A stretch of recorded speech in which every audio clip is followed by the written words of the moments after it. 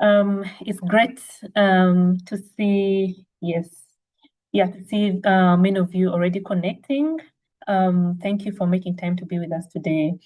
And once again, a warm welcome. My name is Florence Latte from the International Water Association, and I'm delighted to introduce today's dialogue session titled The Global Sanitation Crisis Pathways to Urgent Action. And this dialogue is jointly organized by IWA, the specialist group on sanitation and water management in low and medium income countries, and the World Bank. So before we dive in, I'll just share a few quick housekeeping notes. So please note that this dialogue is being recorded, and so both the recording and presentation slides will be available afterward on the IWA Connect Plus platform, as well as the IWA website.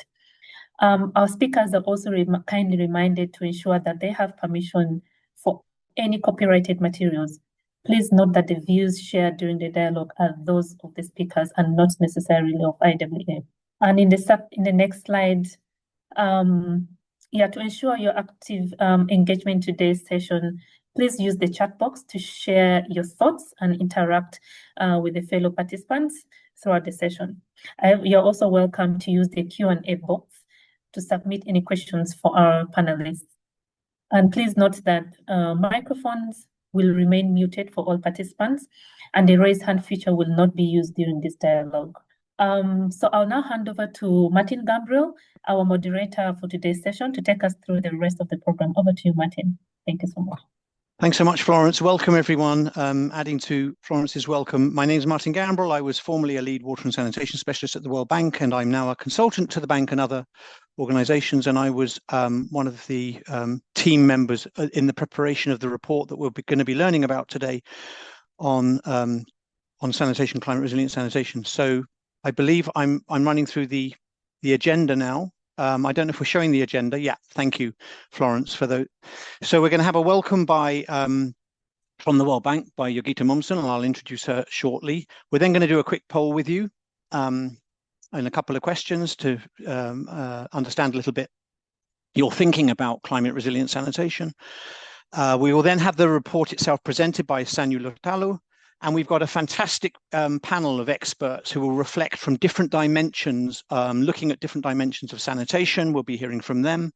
And we're going to have another round of polls then. And then time for answering some of your questions verbally and in the Q&A box as well. We'll then have some reflections from Maria Angelica Sotomayor of the World Bank, and then handing it back to Francois Briquet of IWA for some closing thoughts. So, without further ado, I would like to introduce Yogita Mumson. She is the practice manager for the Global Water Unit of the World Bank, and she had managerial responsibility for this report that we're going to hear more about today. Over to you, Yogita. Thank you. Thank you so much, Martin, and thank you, IWA, for the invitation. It's really an honor to be here with really some of the world's best and brightest on the topic of sanitation. So I'm really looking forward to this conversation. The paper, the report, the Global Sanitation Crisis, Pathways to Urgent Action, really was initiated because of several things, including that it was felt we, as the World Bank Group, need to help with an extra push in the space of sanitation. And particularly in the light of climate change, with the additional pressures placed on our communities and making the sanitation challenge even more important to be met, and in some ways even more challenging in design and in implementation. And I'm very excited that this is going to be presented to you today. At the same time, we are working on the World Bank Group We've prepared a World Bank Group water strategy last year and are putting forward our ways to implement this strategy, working with our partners and our client countries, and also with the private sector, because it's very much a World Bank Group effort, World Bank, IFC, and MIGA. And sanitation features very prominently. Of course, it's an integral part to meeting the challenges of water security for all. So this report forms a part of that broader goal and how to achieve the objectives on water security. The key highlights of the report will be presented by my colleague Sanyu Lutalu, who led this work with, as I mentioned, a really illustrious team. The presentation will be followed by the panel, as Martin mentioned, and we really look forward to hearing the discussion and hearing your views on this. This is one of many sessions. I know that there'll be more discussion, for example, at the IWA session in Bangkok. So with that, I will pass it back to Martin and look forward to this discussion, and thank you all for your time and look forward to working on this immense challenge with you. Thank you so much, Yogita. Appreciate you being here early in the morning from Washington. So the first poll, we'd like to hear from you as well. Great to see lots of people present. If you could go to the first poll, if we can see it on the screen, Patrick. Excellent. So we'd like you to write in the box that should be appearing in front of you.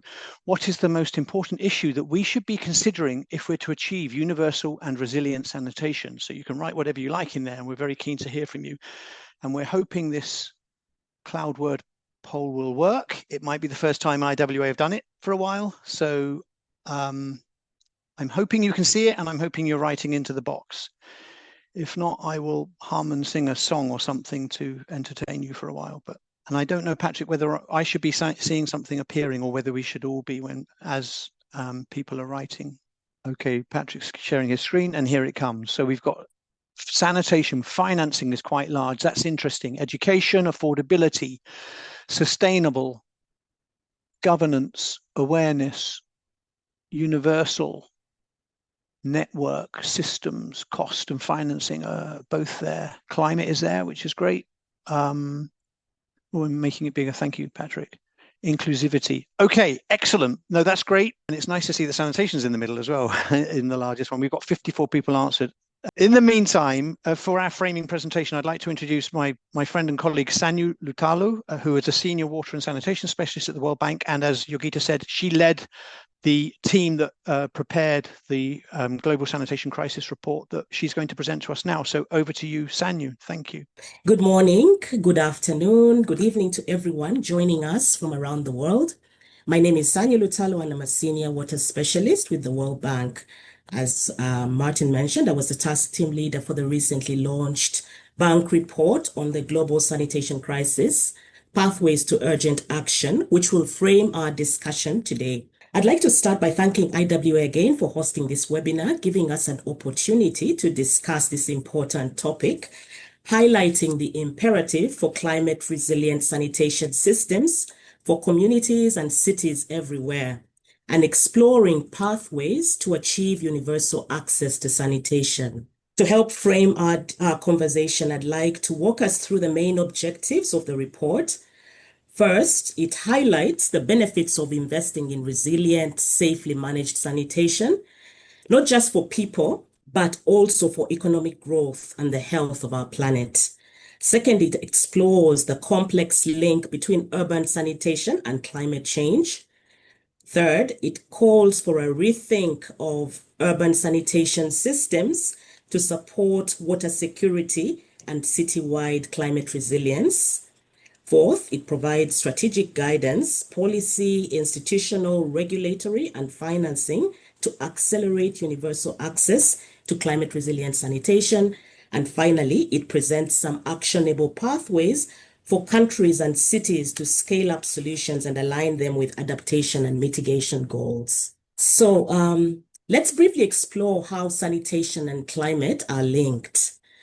Climate hazards like extreme weather, floods, droughts, and rising sea level can damage sanitation infrastructure and disrupt services, leading to serious environmental and public health risks.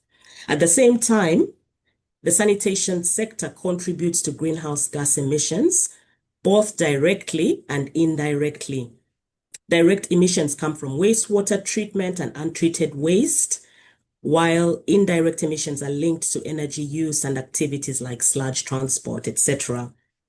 The diagram on the right illustrates estimated greenhouse gas emissions from sanitation compared to some other large emitters. So why does climate resilient sanitation matter? Beyond climate impact, sanitation plays a fundamental role in sustainable and inclusive development. It's important to note that urban sanitation is a public good. Its absence affects everyone, rich and poor alike. Inadequate sanitation worsens pollution, it spreads disease, it limits education and reduces economic opportunities. At the same time, it also helps address gender inequalities. Adequate sanitation helps address gender inequalities and reduces vulnerability. With that in mind, what do we mean by climate resilient sanitation? Our definition of climate resilient sanitation fundamentally is safely managed. You can simply look at it as safely managed sanitation in a more hostile climate. And in this spirit, these services are designed to withstand climate-related events and trends, maintaining access to universal safely managed sanitation services with efforts to minimize emissions where possible. So globally, now 3.4 billion people, based on the latest JMP report, still lack access to safely managed sanitation. Water scarcity, flooding, rising sea levels, and extreme temperatures are straining already fragile urban sanitation systems. And to achieve universal safely managed sanitation by 2030, we must accelerate progress sixfold, again, based on the latest JMP report. About 1/3 of urban populations in low and middle income countries face the triple burden of inadequate sanitation, poverty, and climate hazards. In this slide, we elaborate a bit further on the triple burden. Here on the left, we show the example of the triple burden in Bangladesh, depicting those urban agglomerations, which in the top map face the combined impact of inadequate sanitation, poverty, and water stress. And in the bottom map, show those urban agglomerations that are facing inadequate sanitation, poverty, and flooding. There are a number of additional examples of the triple burden of other countries that are provided in our report, as well as a methodology.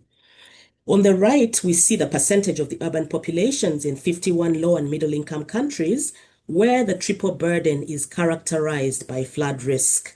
And you can see at the bottom of the graph that there are a number of countries analyzed where 100% of the urban population face the triple burden of inadequate sanitation, poverty, and flood risk.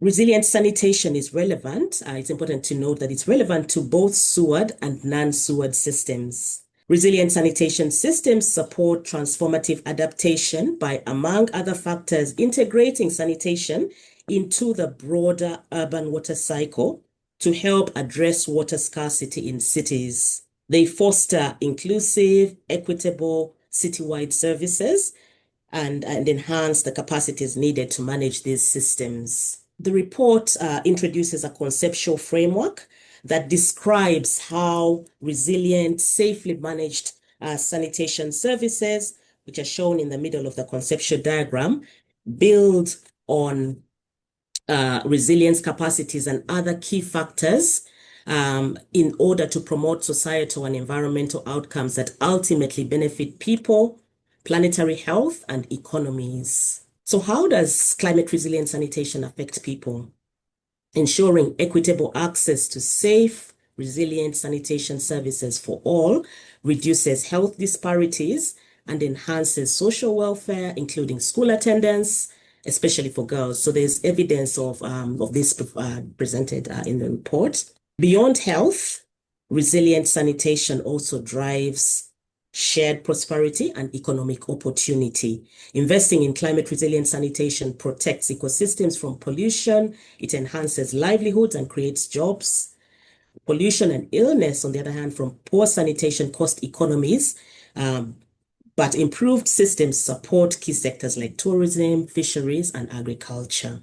In fact, the sanitation sector creates jobs across the entire sanitation service chain, which is depicted here vertically on the left-hand side of the diagram, from containment through emptying, transport, treatment and disposal. And we don't have reuse here, but reuse should be a part of the service chain. Sanitation jobs are both direct and indirect, from those involved in materials production and construction to those in systems operations, maintenance and treatment, product reuse, and so on. Improved productivity and cleaner environments as a result of safely managed resilient sanitation also enable jobs in, for example, tourism, fisheries, and agriculture, supporting broader economic growth. So, of course, the benefits extend to the environment as well. Sustainable sanitation practices, treating and reusing wastewater and fecal sludge, can prevent water pollution, reduce greenhouse gas emissions, and maintain the balance of environmental systems.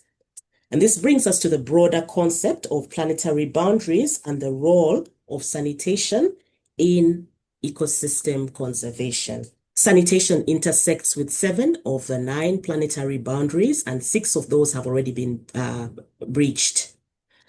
These boundaries define safe operating space for humanity, beyond which we risk irreversible environmental damage. So why is this significant? These intersections show sanitation is not just a health issue or an economic issue, but it's deeply tied to planetary stability. Regenerative actions, on the other hand, like wastewater reuse, nutrient recovery, and energy efficient treatment, can help bring humanity back within safe limits. So is it all doom and gloom? What are the solutions? While the risks are significant, there are opportunities for innovation. So let's see how cities are responding. In this map, we see several case studies that we looked at. And we found that changing environmental conditions are prompting cities to rethink their approaches to sanitation to address challenges of too little, too much, or too polluted water. And our report undertakes analysis of case studies from San Francisco to Brazil, Lusaka, Cape Town to Bangladesh, and Singapore, among others, showing how climate risks such as water scarcity and rising sea levels and floods can drive innovation and new approaches to resilient sanitation service provision. We also have a complementary background report with a deeper dive into these case studies that will be available on our publications page. So to achieve universal access to sanitation, while at the same time addressing the challenges of too much, too little, or too polluted water, we need to rethink our approaches to urban sanitation. And how do we do this? For example, we need integrated systems-wide approaches to sanitation planning and programming, integrating citywide inclusive sanitation and circular economy principles. And we also need strong governance and effective financing. I'll explore these points in a little bit more detail in the coming slides. So the citywide inclusive sanitation framework offers a systems-based approach for equitable, sustainable, and flexible urban sanitation services, focusing on the outcomes. Citywide inclusive sanitation can contribute to urban climate resilience. The health benefits of sanitation depend on community-wide and full service chain management. And a failure in a part of the sanitation service chain in one part of the city, for example, can affect public health outcomes across an entire city. So it's really important to make sure to ensure that resilient systems are put in place, across the city. Circular climate resilient sanitation systems can also have transformative impacts on cities. Among other benefits of these circular economic approaches, they maximize water use efficiency, they diversify urban water sources, they restore ecosystems, generate energy, recycle nutrients, reduce costs, and create income potential. So circular economy approaches are very important. Achieving universal access to safely managed sanitation services also requires stakeholder engagement across sectors and levels of governance. Effective partnerships, clear responsibilities, strong accountability, and political leadership are essential for success. So we need to take, to take into consideration that the policy, institutional, and regulatory aspects. So what does all this cost? An estimated $105 billion a year is needed to achieve SDG 6.2. And this excludes the costs of maintenance and resilience. Many national budgets overlook the financial impacts of climate hazards, which can add up to 30% to infrastructure investment costs. So it's important to note that while substantial investments are needed for climate resilient sanitation, the costs of inaction are even higher. So we present a suite of policy objectives and actions that can be tailored to accelerate universal access to resilient sanitation. And we present 3 main policy objectives. The first objective focuses on improving governance and increasing financing. Key actions include adopting flexible frameworks, integrating circular economy approaches, preparing for multiple revenue streams, and incorporating climate commitments. The second objective focuses on rethinking urban sanitation and implementing systems thinking. Actions include providing effective universal services, integrating sanitation with urban development, and prioritizing adaptation and mitigation. And the third objective emphasizes capacity building and innovation. So how do we translate these policies into practice? Implementation plans will vary with context, depending on a city's sanitation coverage, its income levels, climate vulnerability, and other factors. A systematic assessment and mapping of sanitation needs together with factors such as poverty and climate risks, can prioritize interventions. And that's, for example, what we talked about when we looked at the triple burden, but also other methodologies in this regard. It's also important to tailor priorities to local contexts for effective action. Cities with low sanitation coverage should focus on universal access and reducing vulnerabilities. Cities with higher coverage can prioritize building resilience and reducing pollution, while cities with higher sanitation coverage and resources can lead innovation in climate-smart service systems.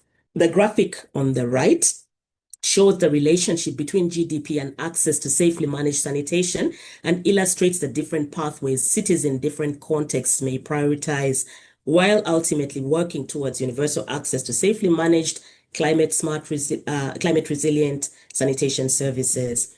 The size of the bubbles that you see represents the absolute number of people without access to safely managed sanitation in the different countries that we looked at.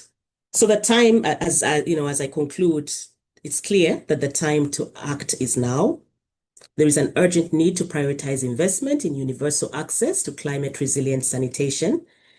And governments and cities should rethink how urban sanitation approaches beyond infrastructure and on a citywide scale. Should rethink these systems to not only achieve universal access to safely managed sanitation, but to also support broader transformational impacts, including urban resilience and citywide water security. So for more details, please download the full report and associated background papers, some of which are we will continue to add as we move along, but most of which are already online. At the QR code that has been provided in this slide. I hope you will be able to download this. Thank you very much. I'll hand you back over to Martin. Thank you. Thanks so much, Sanya. That was excellent and within time. Apologies for giving you the prompt, but I thought it might help. So, dear participants, it's great to see over 170 of you present. What Sanya did was a fantastic job to summarize a lot of richness from the report. There's a lot of congratulations going on the screen, Sanya. You might see them in a short period. There's a lot there, so do go to the website that Sanya mentioned, and you can download the report and the annexes and learn a lot about the background that is there that we put into this report as well. So excellent. again, thank you, Sanyu. We're now going to move on to an illustrious set of panelists, and I believe they're going to be shown on the screen. Here they are. And they all are going to be looking at the question of sanitation and what Sanyu has presented from different perspectives. And I'm going to invite them one at a time to answer a question, to answer two questions in turn, actually. And so I'm first going to request Emilia Wenger to put her camera on and join us visually.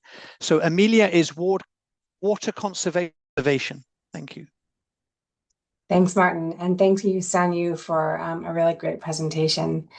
So I think, as Sanyu alluded to, I think one of the biggest challenges really is the magnitude of the impact that sanitation has on aquatic and coastal and marine ecosystems. It's estimated that 55% of coral reefs and 88% of seagrass ecosystems are exposed to wastewater pollution. Up to 80% of waste is disposed, not properly treated into the environment. 75% of marine protected areas and coastal areas are exposed to wastewater pollution. So I think it's this massive impact that is under-recognized by both the sanitation sector and the marine conservation sector. And it also makes marine ecosystems more vulnerable to climate change impacts. So there's a massive challenge there in terms of actually just the scale of the impact, and also then thinking about how do you link the two sectors.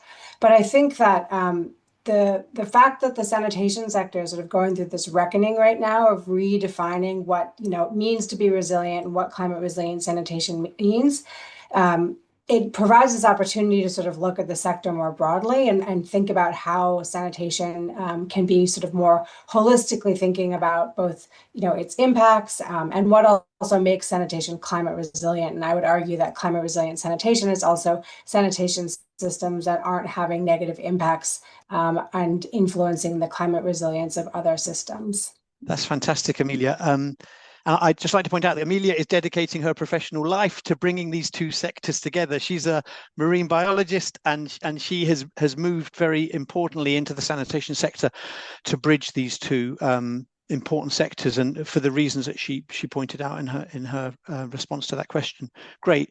Emilia's going to be here for a second round of questions. But I'd now like to introduce Jason Cardozi, who's the leader of global partnerships of SATU at LICSL.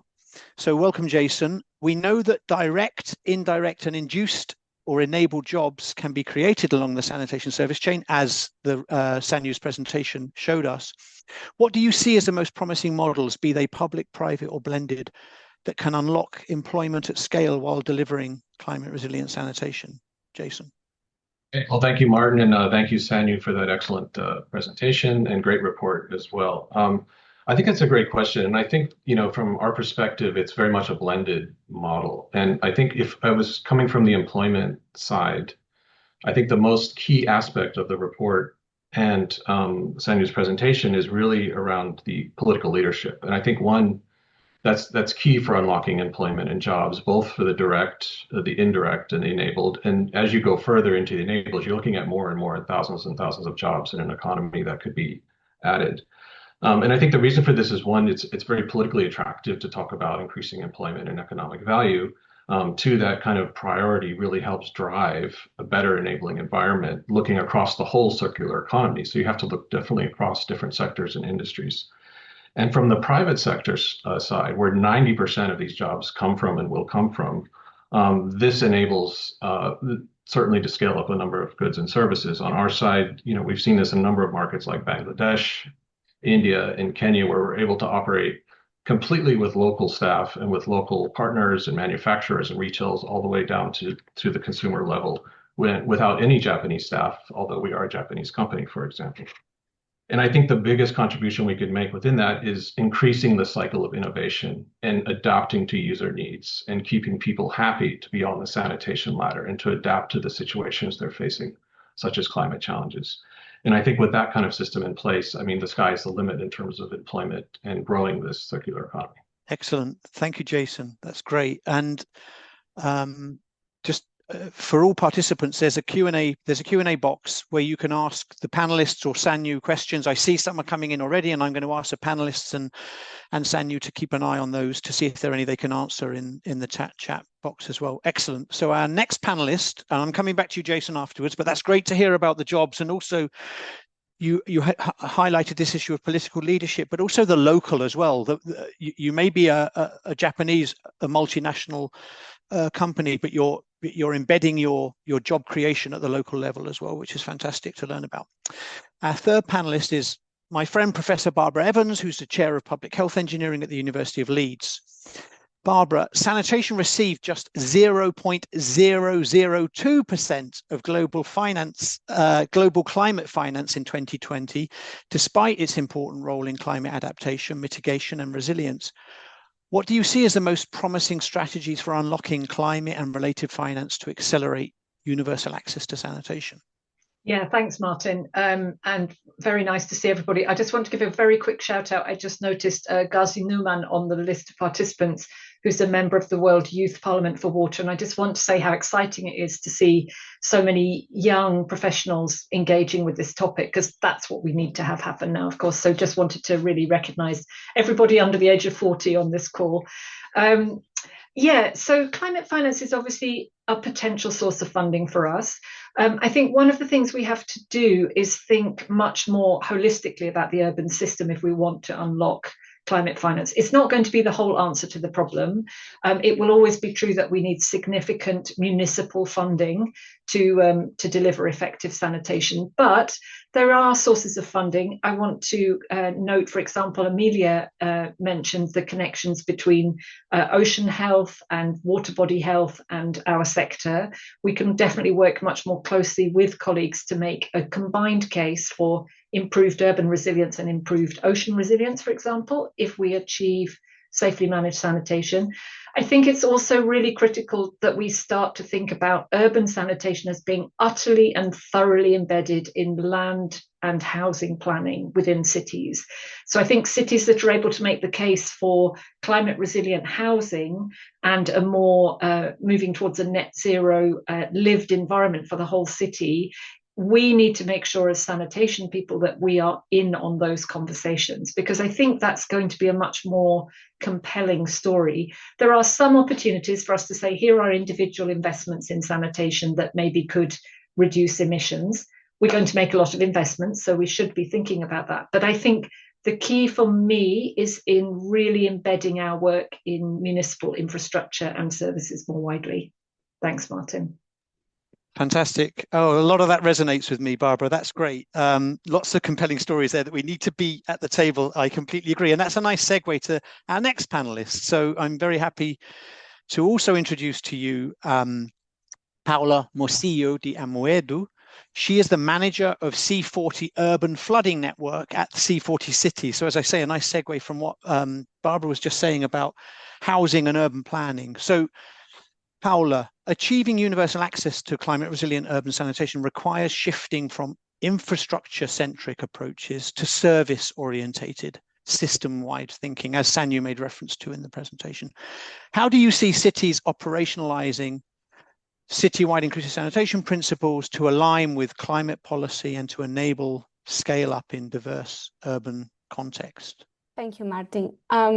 A citywide approach involves ensuring everyone has access to sanitation services. And as you said, for that, the cities and the utilities and the sanitation department need to start focusing on their users and in all of them. And as you say, like kind of moving away from that infrastructure-centric approach.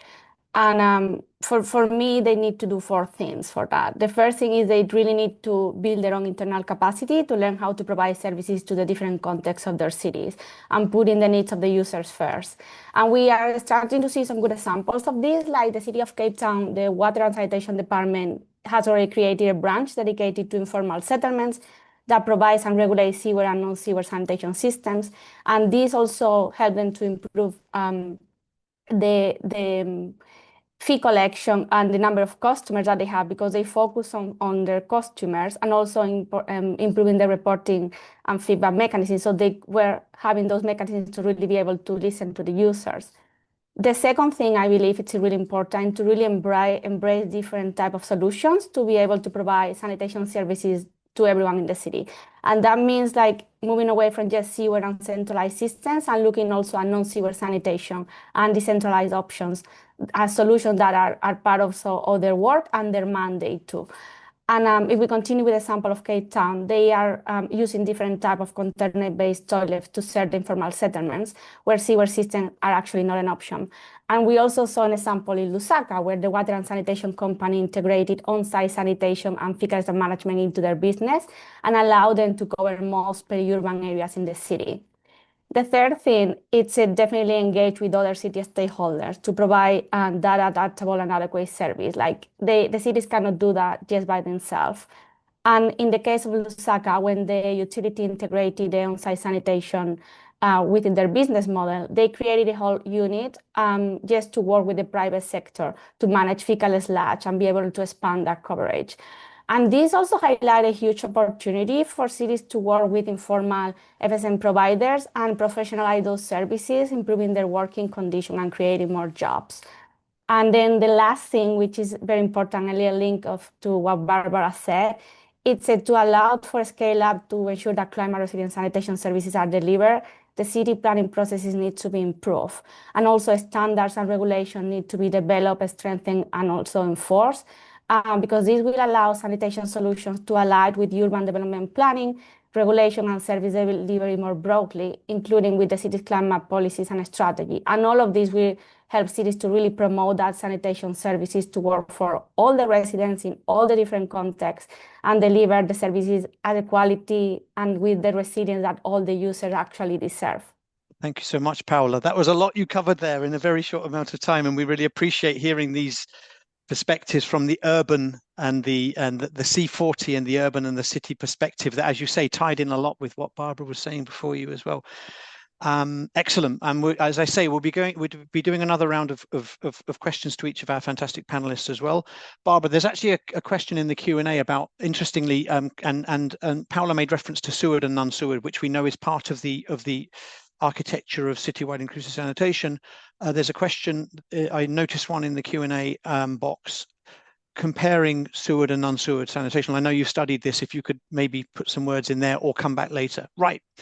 Our next panelist, our fifth panelist, I'm very happy to introduce Dr. Leonie Hyde-Smith, a friend and a colleague. Leonie is one of the core team members who prepared the report as well, together with Sanyu, myself, and others. Dr. Leonie is coordinator of the new water project at Hamburg Wasser, the Hamburg water utility in Germany. So Leonie, citywide inclusive sanitation promotes equitable access for all and embraces a mix of services and technology options. What opportunities do you see this creating for aligning with climate resilient sanitation planning? Yeah, thank you, Martin.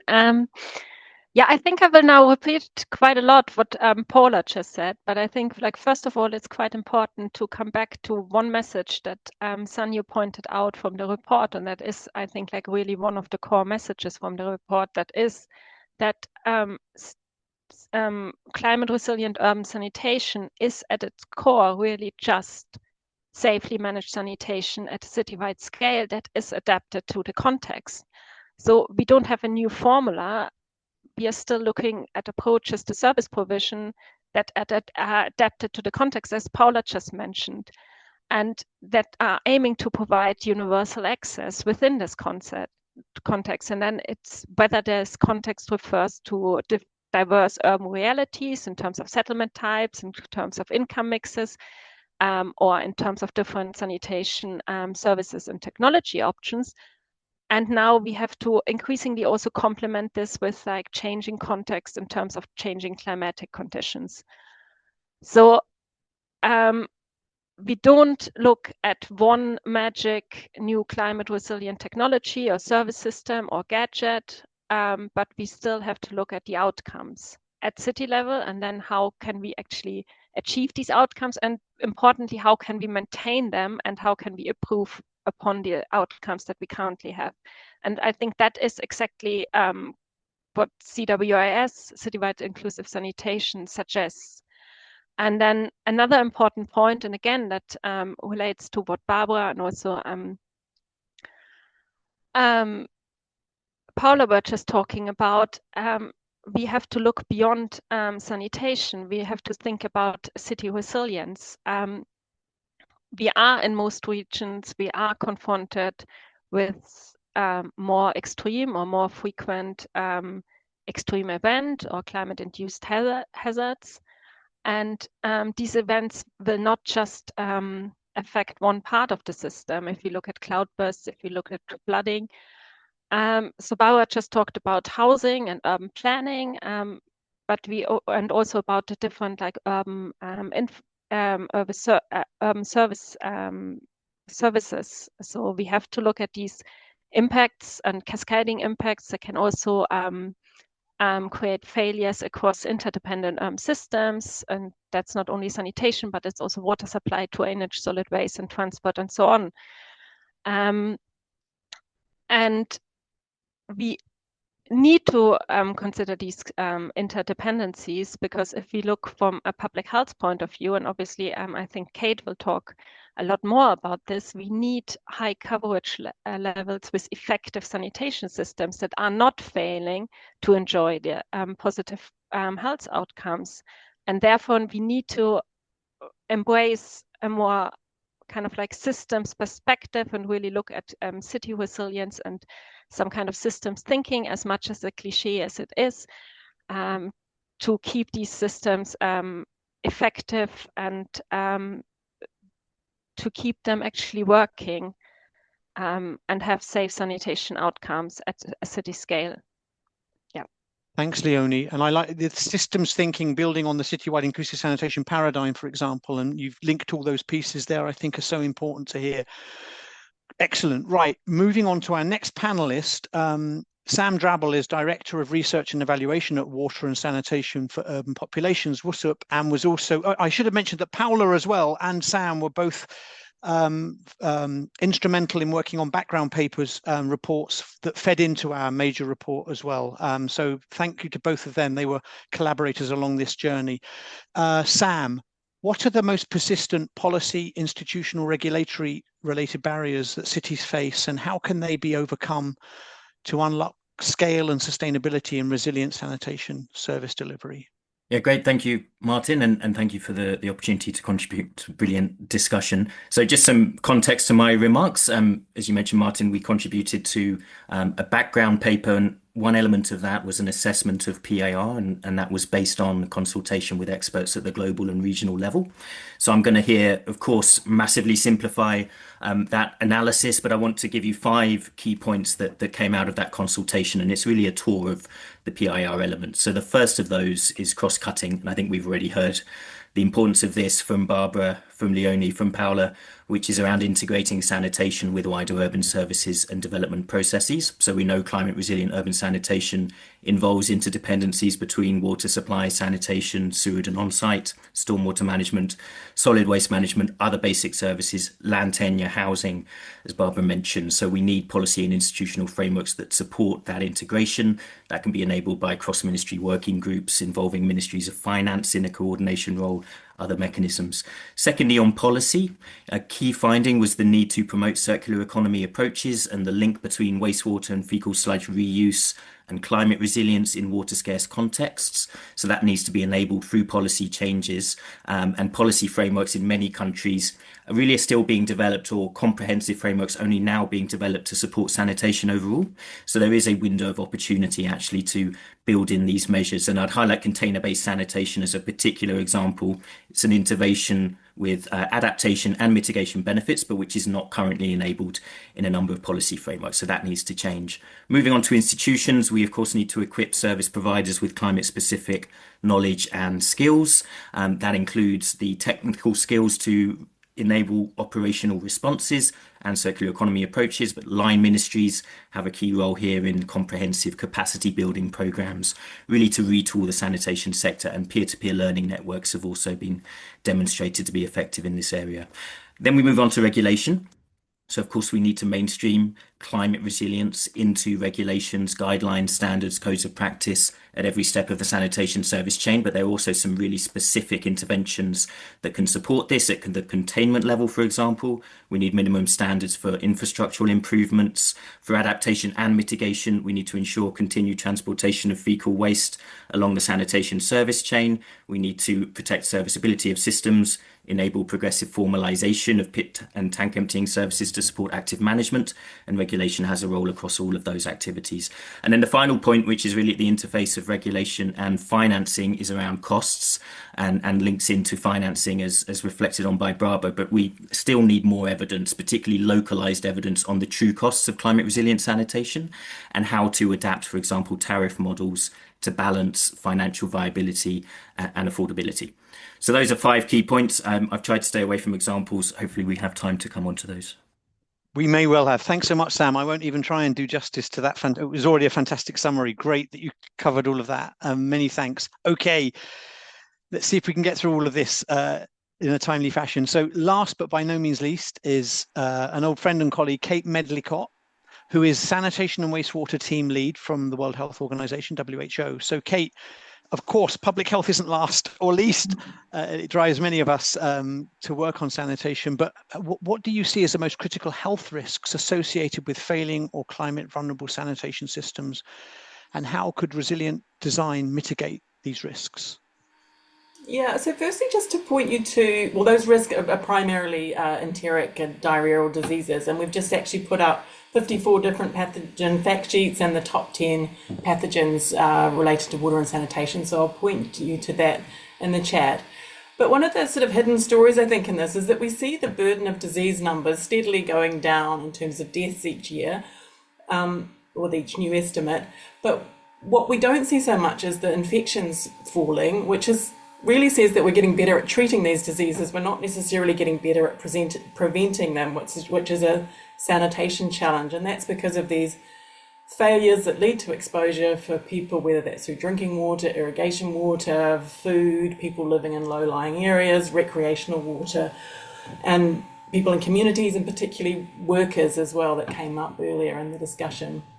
But when we think about this changing context that people have talked about, the ones that really are sticking out in terms of notable climate-sensitive diseases, of course, is cholera. We're seeing bigger, more deadly outbreaks happening in more countries, and that's just kind of made worse by the fact that we've got a huge global problem with vaccines now, and the challenges around funding for vaccine supply for cholera, and also for typhoid, also in the top 10. And typhoid is kind of completely sanitation preventable, but also has this challenge of increasing antimicrobial resistance. So again, we really need to get to the roots of prevention on sanitation for this.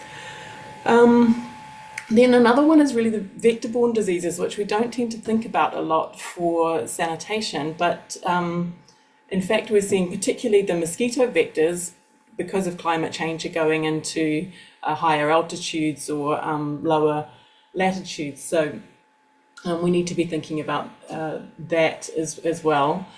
And particularly also, as Leonie mentioned, because we know we need these high levels of coverage, community-wide, city-wide sanitation, even small losses because of climate events can have outsized impacts on health.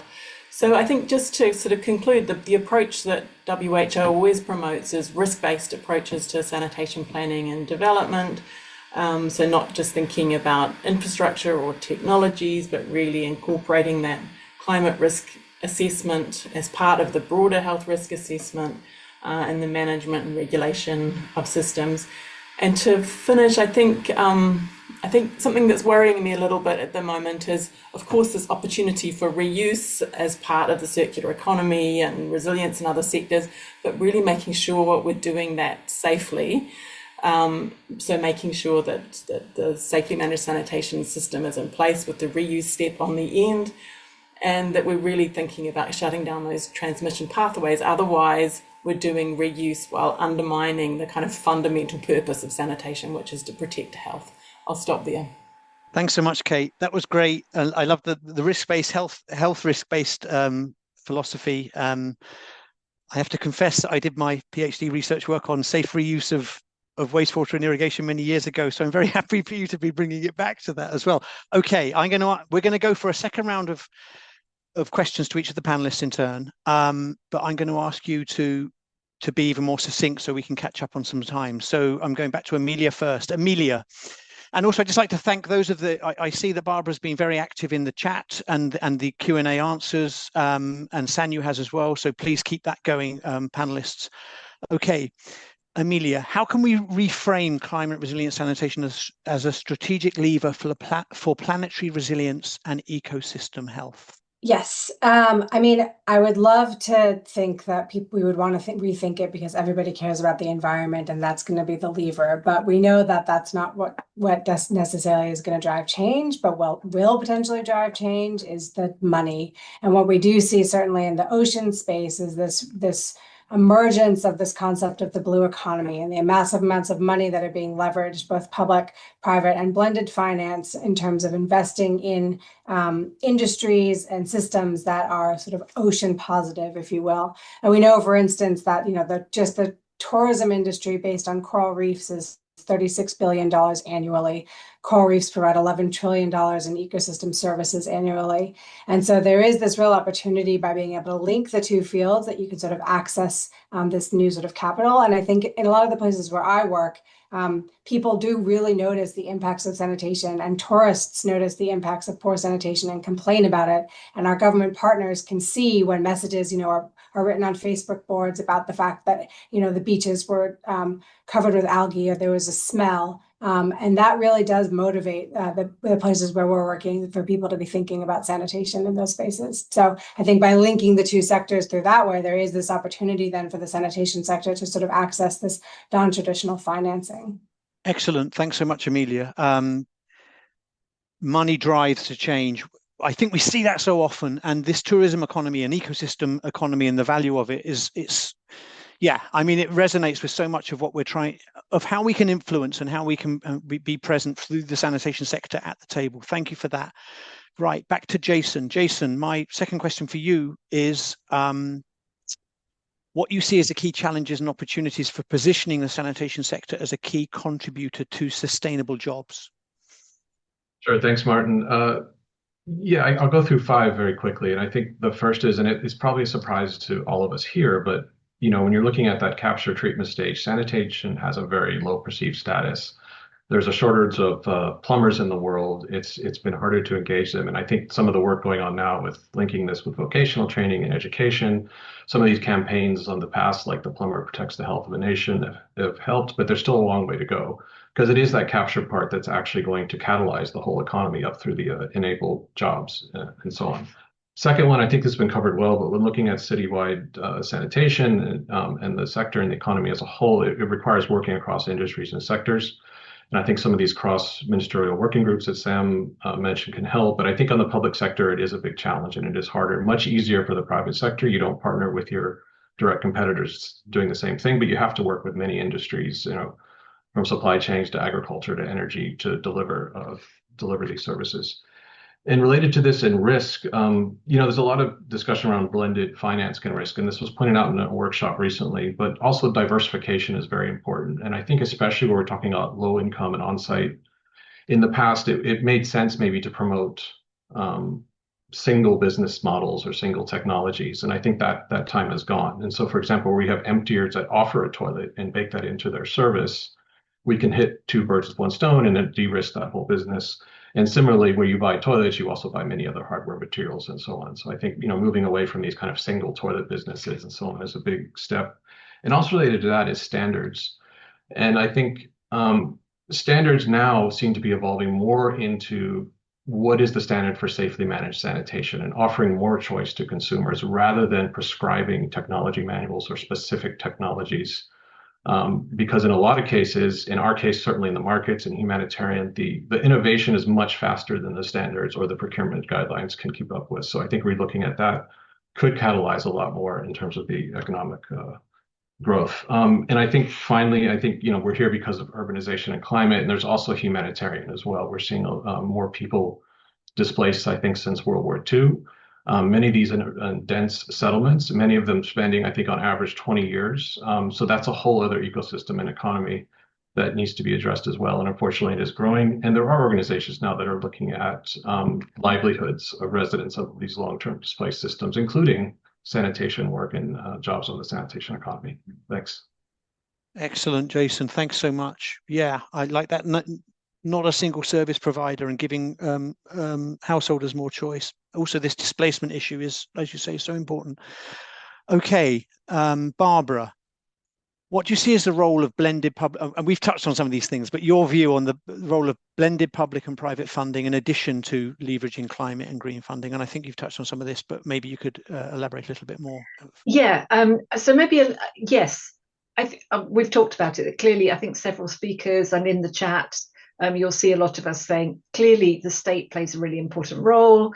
And, you know, there are no examples of countries that have made a sanitary transition without significant funding from general taxation and public sector borrowing. And although that's not the orthodoxy at the moment globally, it's a fact, and we need to be aware of that. I think it's really important to switch the narrative from some sort of low-cost sanitation story to something that's much more about high-value investments in the future of countries. In answer to some questions I was noting, you know, in the last 25 years, we've actually delivered about 2.5 billion people have gained access to an improved toilet of some kind globally, and about 2 billion people have gained access to safely managed sanitation. And if you look and see where that has happened, it's happened in places where regulators and municipal service providers, whether they're utilities or municipal government, have worked together to formalize the responsibility for managing the overall system. So I think this idea of blended finance is really important, but it relies on local leadership, if you like. It relies on everybody in society accepting that this is something worth investing in, and we're going to invest in it, and we're going to do it in a professional manner. A big shout out to what Jason said about training. You know, we want young people in Africa to grow up wanting to work in this sector. And if we keep saying it's a voluntary, low-cost thing in the corner, we're not going to attract that kind of investment into the sector. So I think a lot of it is about positioning ourselves as a sector that provides absolutely non-negotiable foundational investments to achieve resilience for cities and towns in the future.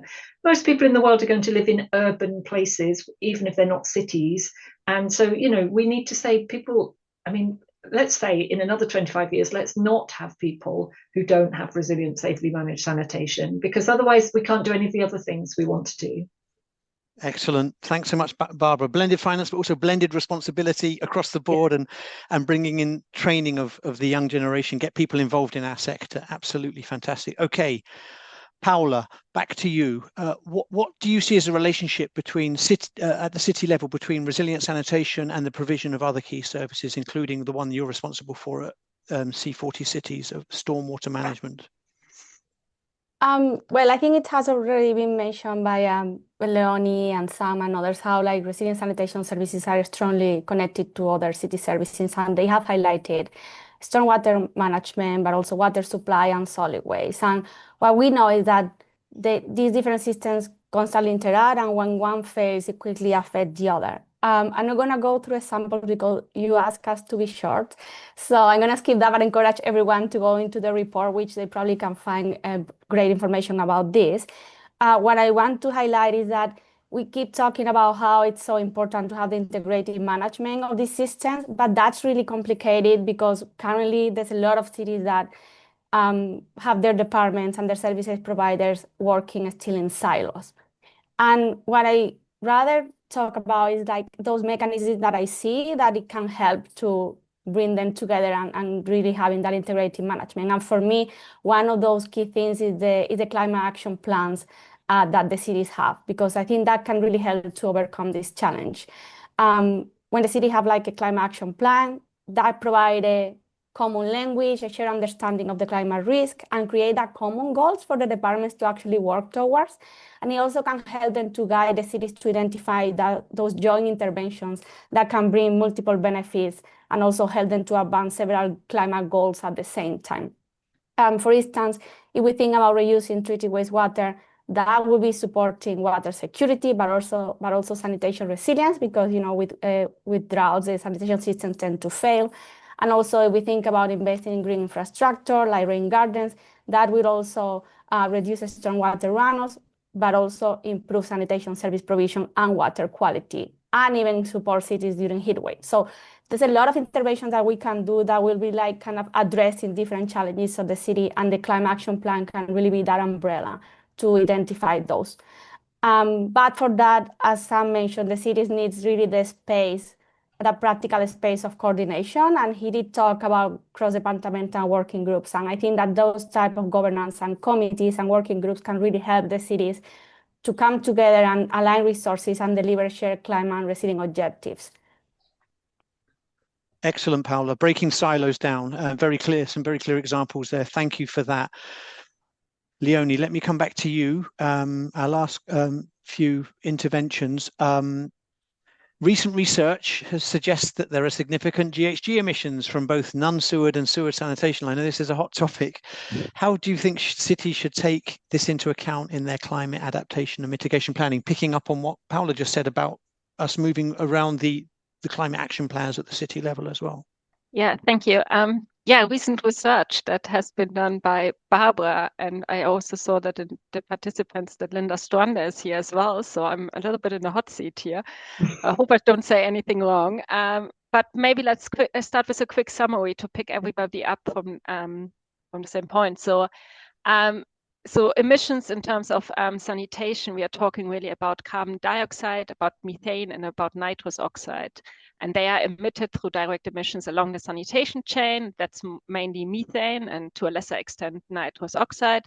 And then we have indirect or operational emissions for pumping or for trucking and for all the energy consumption in the treatment processes. And then we have embedded carbon in the infrastructure.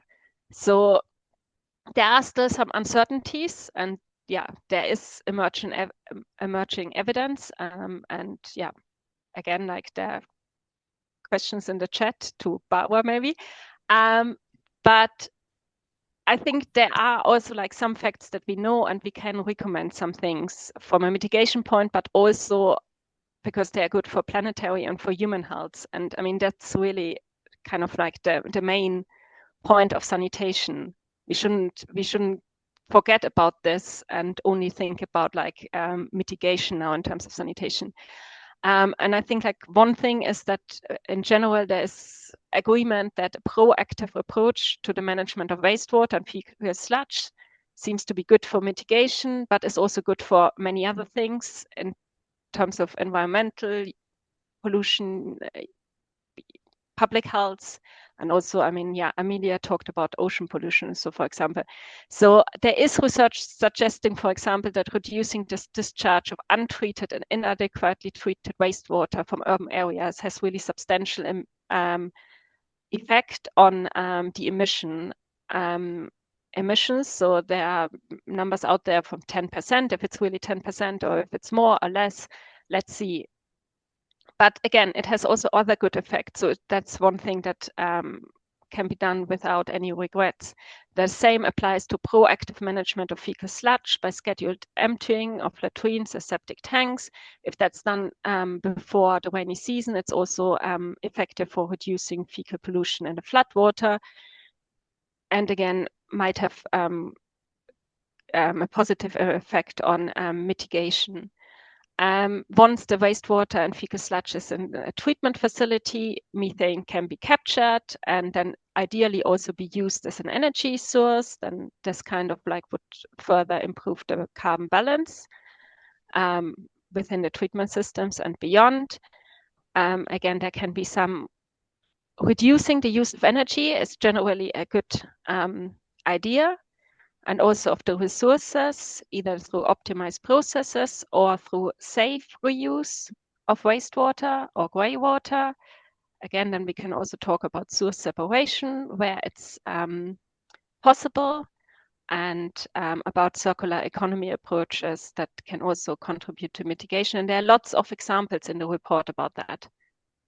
Great, thank you, Leonie. I'm just going to give a quick word to my IWA colleagues.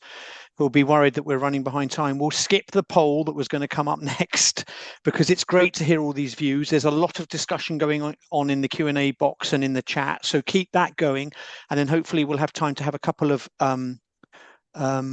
vocal questions and answers to the panel as well. And I'm going to ask Florence, there were a couple you wanted me to highlight. If you could come in when we finish this final round of the panelists with those two questions, and we can see if there are panelists or Sanyu who can answer those audibly as well. So for my last couple of rounds of questions to the panelists, back to Sam. Sam, climate smart urban sanitation requires policy, institutional, regulatory systems that support innovation, equity, and resilience.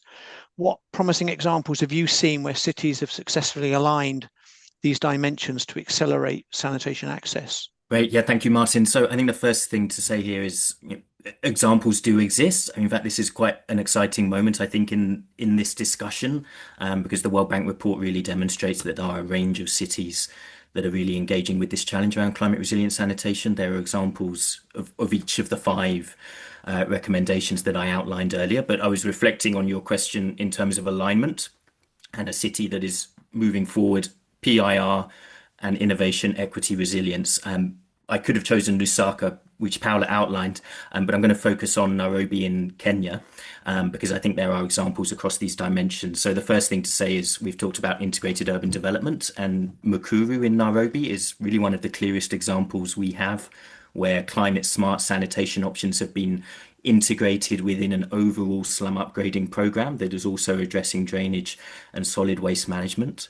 If we look at policy, circular economy approaches that I mentioned, container-based sanitation that is permitted for under the Kenya Environmental Health and Sanitation Policy. If we take institutions, IWA had a earlier sanitation dialogue on this really significant shift that we're seeing in Eastern and Southern Africa of utilities taking on responsibility for non-sewage sanitation. Kenya is one of the clearest examples of that. That's a core sea-wise intervention, but it's a really necessary foundation for resilient sanitation. Those utilities are also engaging with informal manual pit emptiers and helping to bring them into utility structures. On regulation, WASREB, the regulator, just doing outstanding work, has introduced a pro-poor key performance indicator to incentivize equitable service provision in low-income urban areas. It's now introducing a sanitation KPI. It's introduced disaster preparedness and mitigation guidelines, and it allows for options like simplified sewers, an innovative option, to be included within urban sanitation programming. And finally, on financing, WASREB is also introducing a sanitation development fee, which can go some way. It's only a contribution, but it can go some way towards the financing gap on urban sanitation. And Fresh Life, container-based sanitation organisation, has been accredited for carbon credits. So when you put all of that together, I think Nairobi is a clear example of what PIR for climate resilient urban sanitation can look like. But I would just close with a note of patience is required, because even with all of these reforms moving forward, it's going to take time. It's going to take a number of years before those reforms are translating into accelerated service coverage, to come back to your original question. Absolutely, Sam. People want answers overnight. And I was lucky enough to be in Mukuru in Nairobi a few months ago and saw the work you're doing, the utilities doing, the regulator and Fresh Life.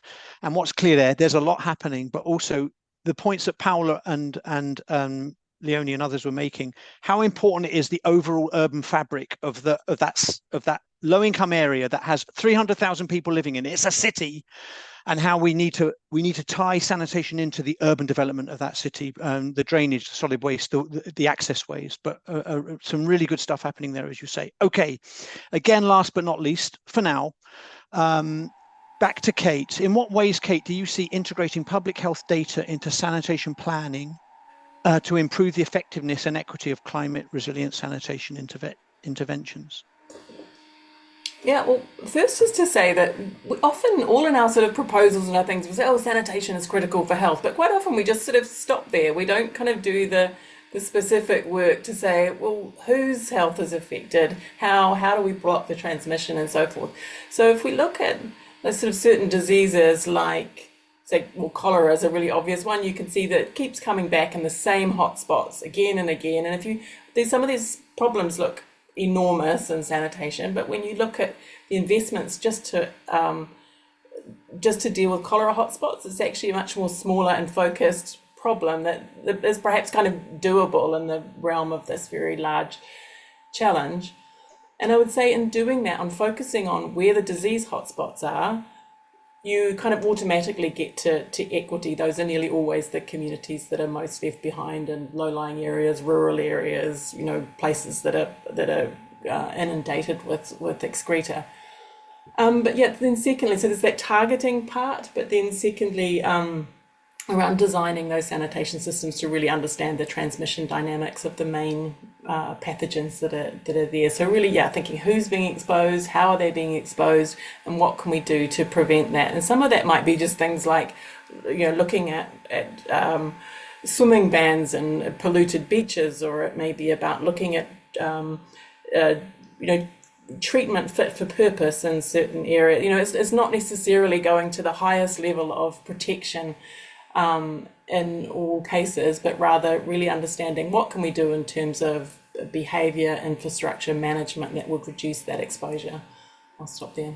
Thanks so much, Kate. I like that treatment for purpose. That's a really nice way, which is how engineers should be designing systems for purpose. Absolutely. Right. I've been getting some messages from my IWA colleagues.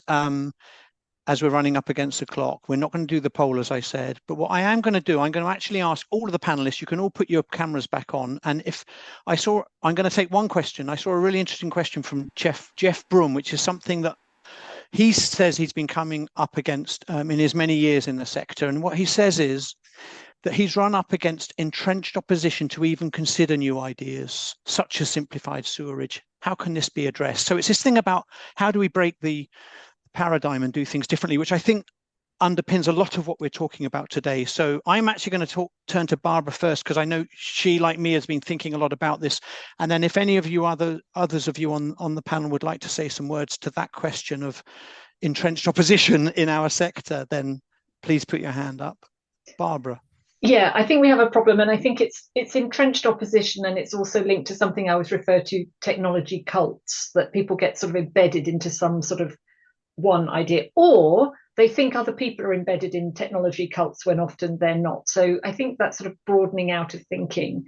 I think there are a couple of things. One is an education project that we need to embark on, which is to, and again, just touching on, Jason touched on it earlier, Paola mentioned it, everybody's touched on this issue, that we need more capacity in the sector right across, from technician level right up to engineering level. The second thing is we need to educate our engineers, particularly, to be problem solvers, not knowledge brokers. It's not about this is how you design this system. It's exactly what Kate just said. It's like, do I understand the problem I'm trying to solve, and can I deploy a range of solutions which will be differently appropriate under different circumstances in different places? The final thing that's linked to this is what I call the sanitation on a post-it note problem. Our sector is bedeviled with people who want the answer to be on a 2-page pamphlet. And again, in the same way that I think we should stop talking about low-cost sanitation, I think we have to stop talking about sanitation as if it's something that, anybody can just flip open a box and do. An urban sanitation system is a complex web of services, finances, biological processes, the ocean, everything. And in the same way that I don't think we'd ask a brain surgeon to write down everything they know on a post-it note and then give it to your granny and ask her to do brain surgery, I think we have to stop doing that for sanitation. We have got to sell our sector as a sector which requires investment in technical expertise. If you want an urban sanitation system, hire really good engineers to help you design it, and hire really good people to design your financial systems.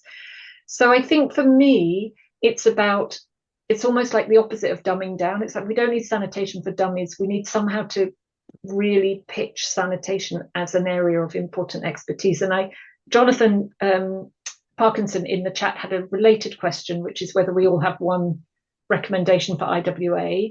IWA does terrific work. I think elevating sanitation and wastewater management is important, and IWA are doing that. And thanks to everybody who's part of this series, for example.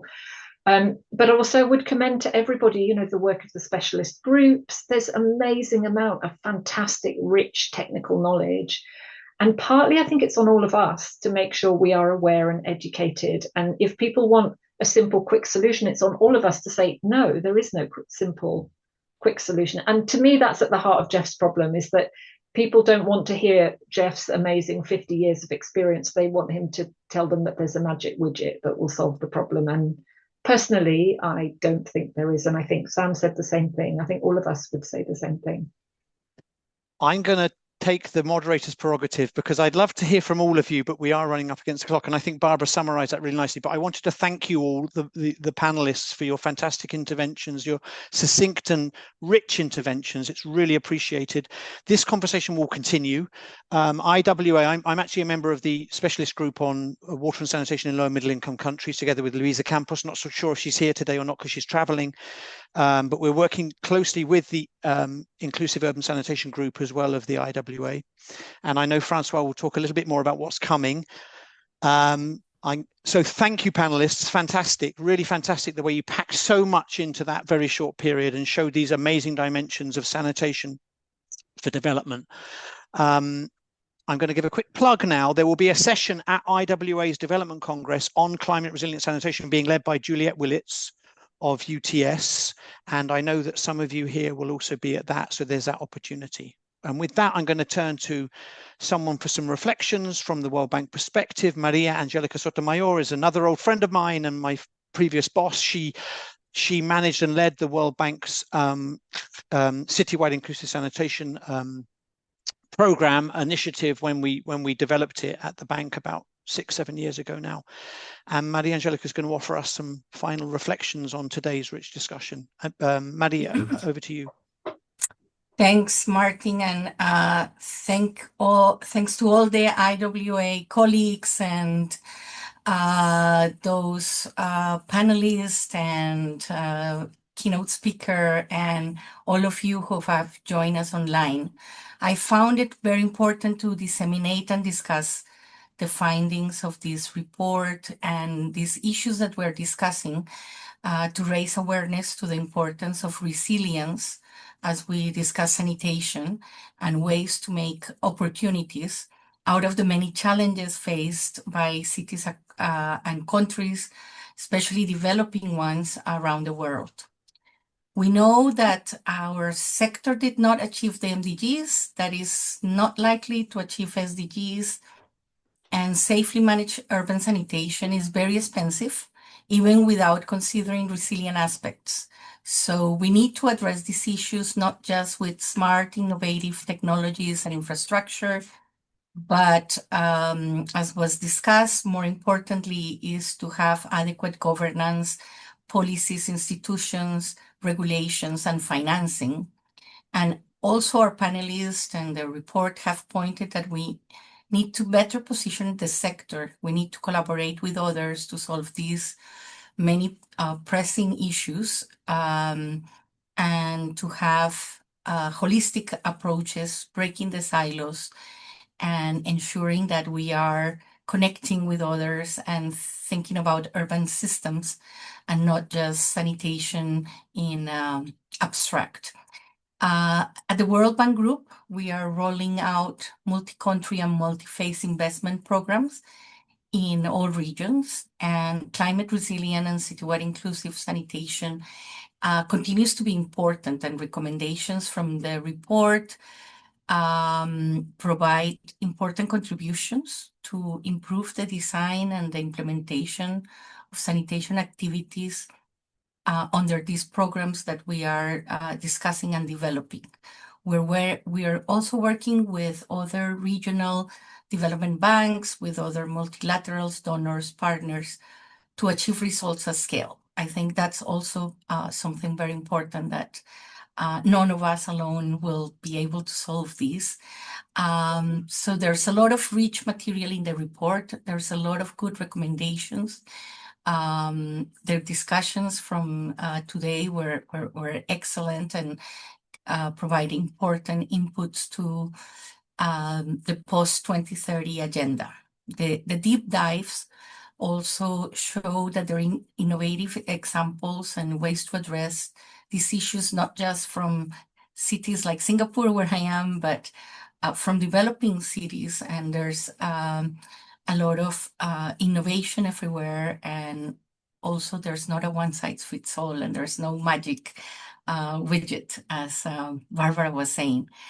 So I look forward to continue discussing these urgent issues at other fora, particularly at the upcoming Development Congress in Bangkok. And I hope to meet many of you there in person and continue discussing and collaborating to achieve results at scale in this area. So thank you, and thank you, Martin and IWA again. Thanks so much, Maria Angelica. Fantastic. There's no magic widget, and I'm going to pick up on something that was said Stephen Senna said in the chat. Let's embrace the complexity. It is complex, and we need to work with that complexity, and let's embrace it, and let's move that agenda forward. Thank you so much. Okay. Don't forget to look at the report, as Maria Angelica just made reference. There will be more discussion about the report and about this issue at the Congress in Bangkok, as Maria Angelica just referenced. There's been a fantastic rich discussion in the Q&A. Thank you all for that, for participating in that way. And there will be a recording of this, as was said at the beginning, so you can share this, or you can go back and look at it in more detail as well. So finally, I'd like to introduce Francois Briquet. He is the manager, the team lead of IWA's Inclusive Urban Sanitation Programme, who's a co-sponsor of this event. And Francois is going to offer us some wrap-up words. Yes, thank you very much, Martin. Allow me already to congratulate you, Martin, for the fantastic moderating job that you've just did just now. It was really fantastic. And also thanks to the World Bank group for WHO and for all the colleagues that participated today in this dialogue. Would like also to thank all you participants from various places in the world, and could see the very high attendance and interest that you have manifested through the Q&A session. I think we should also thank very much Patrick and Florence. Patrick, you've done an excellent job here in also ensuring that everything works smoothly. What I was really, Martin and colleagues, what I was really very, very interested about as well is to hear how much everything is converging. We hear a lot about integration, integrated approaches. We hear about CYs being really a common denominator in many of the discussions that we've heard this afternoon. We heard a lot about circular economy, about strong governance, and very much also about how to see how everything should be. Urban planning and sanitation does make sense, and I'm very happy also to hear you, Barbara, always pushing forward the youth issue. And then I must say that we are not a very good representation of this group in this group here today, but hopefully we will have many more from the developing countries as well, and also from the youth groups participating in future events. I really liked as well very much the issue of blended responsibility. Really, everyone has a responsibility, and when it's clear, it is really agreed with, it is organized, we can go a long way. So thank you a lot for that. What I would like to walk you through in just 1 minute, please, can you show the next slide, is that we have upcoming, just like it was just mentioned by both Maria Angelica and also by Martin, we have the Water and Development Congress coming up soon in Bangkok, and we will have a full day session dedicated to integrated urban sanitation, in which we will present the CY's lessons learned we did throughout the whole year, consultation, and where we are trying to draw some lessons to see how, if this really an approach that can be promoted much wider than what it has been done before. So we will present this, it will be circulated afterwards in a wide range, so we will also make sure that everybody gets access to this. There's also a session on women in water, which will be organized in the same event. There will be other sanitation event as well organized. Please have a look at this, those who will be coming, also on the sanitation, water efficient sanitation systems. And of course, we heard also about sanitation, climate resilient sanitation systems. Please, yes, so if you're not a member yet, you've heard today how thrilling it is to actually share, how it is important to consider actually sanitation as an expert item, and that we can actually get to know each other very much more, and to see that knowledge and wisdom is key for advancing this in the future. So this is it really. So thank you very much, all of you. We will send, of course, this report to everyone who was here. And I would like to invite the panelists who were with us to participate in the wrap-up session that we will have outside this session. The link is being sent now by Florence and by Patrick.